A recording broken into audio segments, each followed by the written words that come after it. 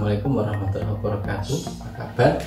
Semoga kita semuanya dalam keadaan sehat dan dalam perlindungan Tuhan Allah Subhanahu wa Ta'ala. Baik, pada vlog kali ini kita akan membahas mengenai modul pembelajaran.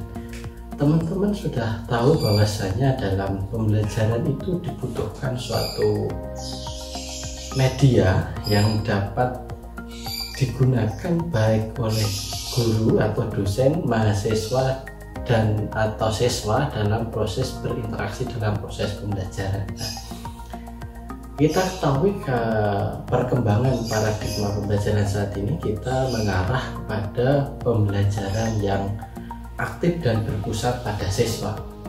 Sehingga kalau kita dengan membuat modul pembelajaran, maka kita dituntut bagaimana modul itu dapat menjadi suatu media untuk siswa agar dapat belajar secara mandiri, berpusat kepada siswa, sehingga modul itu dapat kita pastikan dapat berdiri sendiri, sehingga dalam proses pembelajaran dengan adanya satu modul itu siswa sudah dapat melakukan proses pembelajaran.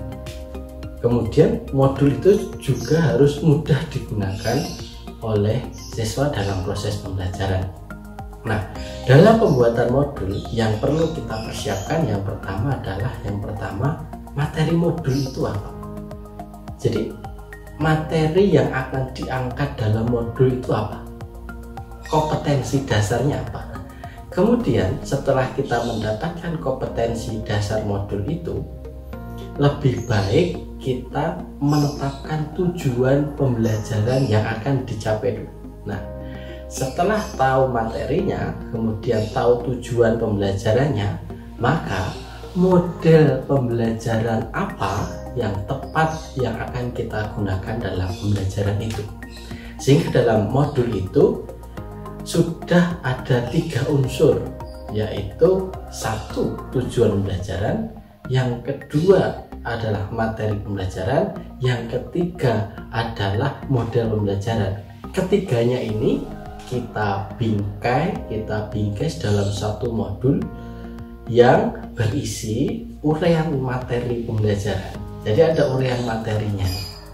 Kemudian dalam materi itu usahakan modul ini ada interaksi dengan penggunanya, usernya, peserta didiknya atau mahasiswanya. Yang kedua, modul ini harus ada lembar kerja siswanya. Supaya apa? Dari materi yang ada di modul, kita menurunkan ke dalam bagaimana materi itu diaplikasikan latihan belajar mandiri lewat lembar kerja yang disediakan dalam modul. Nah, kemudian dari lembar kerja itu nanti siswa ini dapat belajar mandiri dengan adanya materi yang sudah disajikan dalam kolom materi. Dalam lembar kerja ini juga bisa kita setting sesuai model pembelajaran. Misalnya siswa diminta berkelompok, kemudian nanti siswa diminta menyajikan hasil lembar kerjanya ke depan kelas, kemudian siswa diminta merefleksi. Ini juga harus ada di dalam modul itu. Yang ketiga adalah dalam modul itu harus ada yang namanya evaluasi pembelajaran. Nah, evaluasi ini tentunya harus sejalan dengan materi dan tujuan yang sudah ditetapkan di awal, sehingga kita tidak boleh dalam modul ini membuat evaluasi yang tidak sesuai dengan materi dan tujuan pembelajaran. Nah, hendaknya evaluasi ini dibuat tidak tekstual, tetapi bagaimana evaluasi ini difokuskan kepada masalah-masalah yang ada di sekitar kita.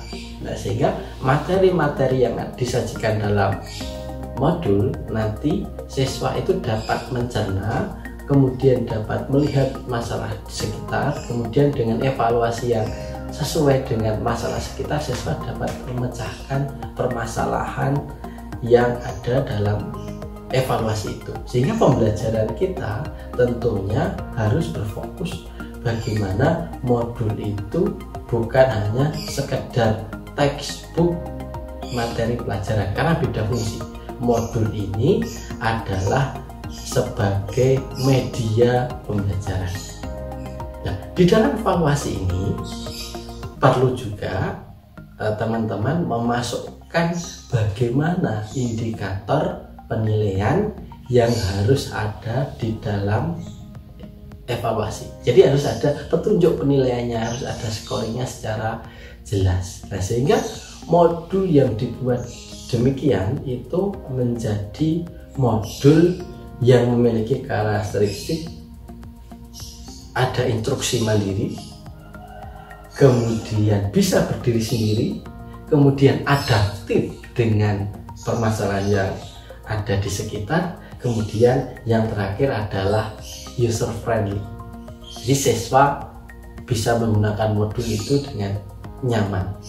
Oke, itu saya kira terkait bagaimana kita dalam mengembangkan modul pembelajaran. Nah, perlu diingat, saya ulangi, yang perlu kita siapkan dalam membuat modul pembelajaran ini adalah kompetensi dasar yang kita tentukan, tujuan pembelajaran yang kita tentukan, kemudian model pembelajaran yang kita tentukan. Kemudian di dalam modul harus ada materi, harus ada lembar kerja, dan harus ada evaluasi untuk mengukur dari bagaimana pemahaman peserta didik akan pembelajaran yang dijalankan.